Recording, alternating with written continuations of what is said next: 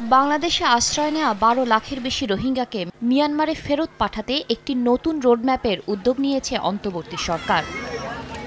সোমবার রাজধানীর foreign service একাডেমিতে ঢাকা বিশ্ববিদ্যালয় আন্তর্জাতিক সম্পর্ক বিভাগের আয়োজনে এক সেমিনারে অংশ নেন পররাষ্ট্র উপদেষ্টা। সংকট সমাধানে চীনের পররাষ্ট্রমন্ত্রীর আশ্বাসের কথা উল্লেখ করে জানান, অল্প সংখ্যক রোহিঙ্গা প্রত্যাবর্ষণ করে মিয়ানমার যাতে সংকটের সুযোগ নিতে না পারে সেজন্য রোডম্যাপ নিয়ে এগোবে Bangladesh. Let it take 1 year, 2 years, 3 years.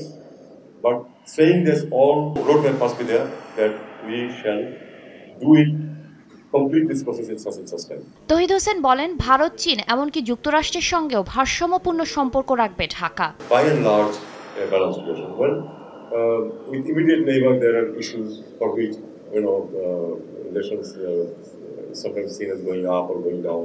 We can change the world in that status. So, if we think of these three countries, we have to maintain a balance, and I think that we are doing it quite well.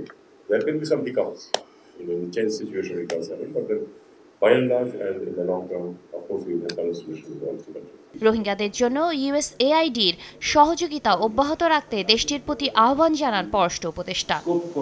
Shatila Sharmin, সময় সংবাদ, ঢাকা।